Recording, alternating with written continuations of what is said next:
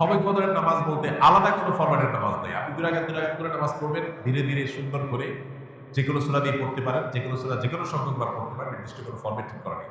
সবে কদর উপলক্ষে একটা জিনিস শুধুমাত্র হাদিসে শেখানো আছে, জন্য একটা দোয়া, আল্লাহুম্মা ইন্নাকা আফুউন তুহিব্বুল আফওয়া ফাআফু আননি। আল্লাহ আপনি ক্ষমাশীল, ক্ষমাকে পছন্দ করেন, আমাকে ক্ষমা করে দিন। এর বাইরে সবে কদরের নামাজ বলতে আলাদা নিয়মের কোনো নামাজ নাই। নামাজের বাইরে আপনি কোরআন তেলাওয়াত করবেন, দোয়া করবেন, জিকির আজকার করবেন, তাসবিহ তেলাওয়াত করবেন, বিভিন্ন নেকামল করবেন, দিনী বস্তু পড়বেন, বিভিন্নভাবে আপনি রাতটাকে কাটাবার চেষ্টা করবেন। সবাই কদরে কি আসলে ভাগ্য পরিবর্তন হয়? ভাগ্য পরিবর্তন করতে কি কি আমল করা দরকার? ভাইরা আমার, লাইলাতুল কদরে মানুষের ভাগ্য লিপিবদ্ধ হয়। ভাগ্য লিপিবদ্ধ হওয়ার 4-5টা স্তর আছে, 4-5টা লেভেল আছে। বিভিন্ন লেভেলে লেভেলে মানুষের ভাগ্য নির্ধারণ হয়। মানুষের সৃষ্টির হাজার বছর আগে, 50,000 বছর আগে আল্লাহ তাআলা মানুষের তাকদীর লিখেছেন। আবার মাতৃগর্ভে থাকাকালীন সময় আরেকটা লেয়ারে লেখা হয়। এরপরে প্রত্যেক বছর লাইলাতুল কদরে আবার সেই চূড়ান্ত যেটা লেখা আছে এজমালি, ওইটা বিস্তারিত লেখা হয় প্রতি বছর লাইলাতুল কদরে। কোরআনে কারীমে সূরা দুখানে আল্লাহ বলেছেন, ইন্না আনজালনাহু ফী লাইলাতিন মুবারাকাহ ইন্না কুন্না মুনজিরিন ফীহা ইউফরাকু কুল্লু আমরিন হাকীম। আল্লাহ বলেছেন, আমি এই কোরআনকে নাযিল করেছি বরকতময় রাতে। কোরআন কোন রাতে নাযিল হয়েছে? সবে বরাত না সবে কদরে? সবে কদরে। সেই রাতে আল্লাহ বলছেন ফীহা, অর্থাৎ সেই বরকতময় রাতেই ইউফরাকু কুল্লু আমরিন হাকীম, সব গুরুত্বপূর্ণ বিষয়গুলোকে আল্লাহ তাআলা ধার্য করেন। এখান থেকে বোঝা যায় লাইলাতুল কদরে সব মানুষের ভাগ্য নির্ধারণ। এখন কত ভাগ্যের জন্য, ভালো নির্ধারণ করার জন্য কি করার আছে? সবচেয়ে বড় করা হলো ঈমান এবং তাকওয়া অবলম্বন করা। আল্লাহ বলেছেন যে ওয়ালাউ আন্না আহলাল কুরআ আমানু ওয়াত্তাকাউ লাফাতাহনা আলাইহিম বারাকাতিন মিনাস সামা। কোন জনপদের মানুষ ঈমান আর তাকওয়া আনলে আল্লাহ তাআলা বলেছেন আসমান থেকে বরকতের সব দুয়ারগুলো উন্মোচন করে দিবেন। আপনার ভাগ্যে ভালো কিছু লেখা হোক চাইলে আপনাকে ঈমান আমলের চর্চায় এগিয়ে যেতে হবে। আমাদের দেশে মানুষ সব রাতে মসজিদে ভিড় করে, সারা বছর নামাজ কালামের খোঁজ খবর নেই, সব রাতে মসজিদে এসে ভিড় করছে। কেন? ভাগ্যে যেন ভালো কিছু লেখা হবে। একজন চেয়ারম্যান সরকারের কাছ থেকে রিলিফ পাইছে বা জনগণকে বন্টন করার জন্য জিনিসপত্র পাইছে। তো চেয়ারম্যান সাহেবের পাতি যে সমস্ত নেতা আছে বা চেলা চামচা আছে, সহযোগী আছে, এরা ভাগ নিতে আসছে। এক চামচা নির্বাচনের আগেও ছিল না, পরেও ছিল না, ভোটের সময় ছিল না, পরেও ছিল না, কোনো কিছুতে নেই। এখন যখন সরকারি চাইলে এসে হাজির হয়ে গেছে, ঘমা এসে হাজির হয়ে গেছে, সে এসে ভাগ নিতে হাজির হয়ে গেছে। কি বলেন, এ পাবে ভাগে? আর যে সবসময় ছিল, ও যদি এই দিন হাজির নাও হইতে পারে, তারপর চেয়ারম্যান সাহেব তার জন্য ঠিকই রেখে দিবে যে তুমি এগুলো বন্টন করতে হবে না। একইভাবে আল্লাহ রাব্বুল আলামিনের আনুগত্য যদি আমরা সবসময় করি, ইনশাআল্লাহ আল্লাহ আমাদের নসিবে ভালো কিছু দিবেন। এক রাতের ইবাদত করে সব নিজের পক্ষে নিয়ে নিবা, সারা বছর আকাম পূরণ করবো, এটা সঠিক পদ্ধতি না। দ্বিতীয়ত হলো লা ইয়ারুদ্দু তাকদীর ইল্লা দুআ। দোয়া এমন একটা হাতিয়ার যে আল্লাহ তাআলা তাকদীরের দুইটা পার্ট আছে, একটা গায়রে মুবরাম, একটা মুবরাম, একটা চূড়ান্ত, একটা অচূড়ান্ত। অচূড়ান্ত তো আমাদের নিষেধ, আল্লাহ নিষেধ, সেটাও চূড়ান্ত। আল্লাহ জানেন যে আমরা সেটাকেও দোয়া করে পরিবর্তন করে নিই।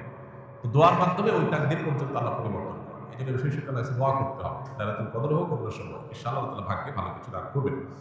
সবে কদরে নাকি সকল গুনাহ মাফ করা হয়। তাহলে বান্দার হক যারা খেয়েছে এবং শিরকের গুনাহ, এগুলো কিভাবে মাফ হবে? আল্লাহ তো বলেছেন হাশরের ময়দানে সবকিছুর হিসাব দিতে হবে। সবে কদরে সব গুনাহ মাফ হবে, কিন্তু বান্দার হক তো মাফ হবে না। বান্দার হক বান্দার কাছ থেকে আদায় করে মাফ চেয়ে নিতে হবে, মাফ পেয়ে নিতে হবে, তা নাহলে মাফ হবে না। আমরা অনেকেই বলছে তাও দিয়া বসে আছি যে সবে কদর সব মাফ করে দিবি, তাইলে চুরি দাঁড়ি ডাকাতি 2 নম্বরে যা কিছু করলাম, এক সবে কদরে ইবাদত করলেই তো সব মাফ। দেখুন, ইসলামের সাথে অন্য সব ধর্মের এখানে একটা মৌলিক পার্থক্য। খোদ ইয়াহুদিরা, আল্লাহ কোরআনে তাদের সম্পর্কে বলেছেন, ইয়াহুদিরা বলে লান তামাসসানান নারু ইল্লা আইয়ামাম মা'দুদাত। তারা বলে আমাদেরকে আগুনে, জাহান্নামে কয়েকদিন থাকা লাগবে, এরপর আমরা জান্নাতে থাকবো। তাহলে আর অপরাধ না করার কারণ নেই, তাহলে অপরাধ না করে থাকতে কি অল্প কদিন থাকা লাগবে, অনন্তকাল আমরা জান্নাত অটোমেটিক আমাদের গ্রান্টেড। এই জন্য তাদের অপরাধ থেকে বাঁচার কোনো গরজ নাই। খ্রিস্টানরা মনে করে ঈসা আলাইহিস সালাম তিনি শুলে চড়ে, যদিও তিনি শুলে চড়েন নাই কোরআনের বর্ণনা অনুযায়ী, তিনি আত্মাহুতি দিয়ে আত্মত্যাগ করে আমাদের সমস্ত পাপের দায় তিনি নিয়ে নিয়েছেন। এটা কারা মনে করে? খ্রিস্টান।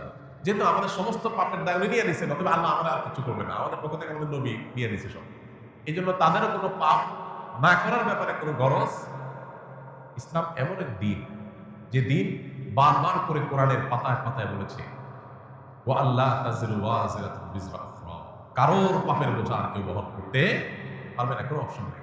তুমি পাপ করছো, তোমাকে পেতে হবে। এই জন্য একজন ইমানদার পাপ করলে সেটা প্রায়শ্চিত্ত করতে হবে। আপনি পাপ করবেন, অন্যরা হক নষ্ট করবেন, আর সমকদরে আপনারা মাফ করে দিবে। জি না, সমকদরে আপনার ছোটখাটো গুণাগুলো মাফ করে দিবে, কিন্তু আল্লাহর কাছ থেকে বান্দার হক নিয়ে মাফ পাইতে হলে তারটা তাকে ফেরত দিতে হবে, তার কাছে মাফ চেয়ে দিতে হবে, তারপর আল্লাহ তাআলা মাফ করবেন।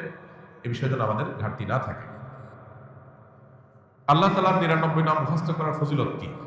আল্লাহ রাব্বুল আলামিনের 99 নাম এই সম্পর্কে হাদিসে আসছে, নবী সাল্লাল্লাহু আলাইহি ওয়াসাল্লাম বলেছেন, ইন্না লিল্লাহি তিসআওয়া ওয়া তিসঈনা ইসমা, যে ব্যক্তি আল্লাহ তাআলার 99টি নাম আছে, যে ব্যক্তি এগুলোকে হেফাজত করবে, সংরক্ষণ করবে, মুখস্থ করবে, এই ব্যক্তি জান্নাতে প্রবেশ করবে।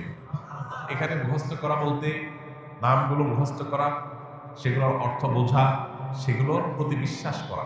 আল্লাহ তাআলার গুণবাচক নাম আলীম, আল্লাহ সবকিছু জানেন, অতএব এটা বিশ্বাস করবো যে আল্লাহর কাছে অজানা কিছু নেই। আল্লাহ তাআলার গুণবাচক নামের মধ্যে একটা আছে কাদির, আল্লাহ সবকিছু করতে সক্ষম, আল্লাহর কাছে অপারগতা বলতে কিছু নেই। আল্লাহ তাআলা বাসীর, তিনি সবকিছু দেখেন, সর্বদ্রষ্টা, অতএব তার কাছে লুকাবার কোনো সুযোগ নেই। এভাবে আল্লাহ 99 নামের প্রত্যেকটার অর্থ বুঝে বুঝে আপনি সেটা অর্থটা বিশ্বাস করলেন, এটাই হলো প্রকৃত অর্থে সংরক্ষণ।